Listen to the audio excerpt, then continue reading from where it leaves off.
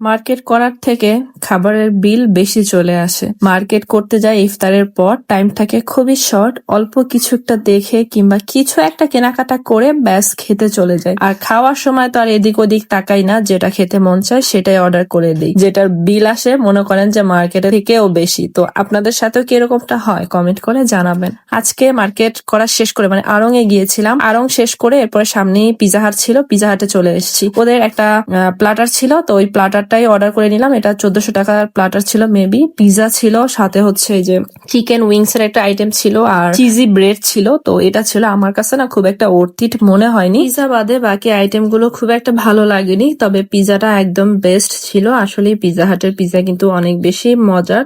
Market করার থেকে খাবারের বিল বেশি চলে আসে। মার্কেট করতে যাই ইফতারের পর, টাইম থাকে খুবই শর্ট, অল্প কিছু একটা দেখে কিংবা কিছু একটা কেনাকাটা করে ব্যাস খেতে চলে যায়। আর খাওয়ার সময় তো আর এদিক ওদিক তাকাই না, যেটা খেতে মন চায় সেটাই অর্ডার করে দিই, যেটার বিল আসে মনে করেন যে মার্কেটের থেকেও বেশি। তো আপনাদের সাথেও কি এরকমটা হয়? কমেন্ট করে জানাবেন। আজকে মার্কেট করা শেষ করে মানে আড়ং এ গিয়েছিলাম, আড়ং শেষ করে এরপরে সামনেই পিজা হাট ছিল, পিজা হাটে চলে এসেছি। ওদের একটা প্লাটার ছিল, তো ওই প্লাটারটাই অর্ডার করে নিলাম। এটা 1400 টাকার প্লাটার ছিল মেবি। পিজা ছিল, সাথে হচ্ছে এই যে চিকেন উইংস এর একটা আইটেম ছিল আর চিজি ব্রেড ছিল। তো এটা ছিল, আমার কাছে না খুব একটা অর্থিট মনে হয়নি। পিজা বাদে বাকি আইটেম গুলো খুব একটা ভালো লাগেনি, তবে পিজাটা একদম বেস্ট ছিল। আসলে পিজা হাটের পিজা কিন্তু অনেক বেশি মজার।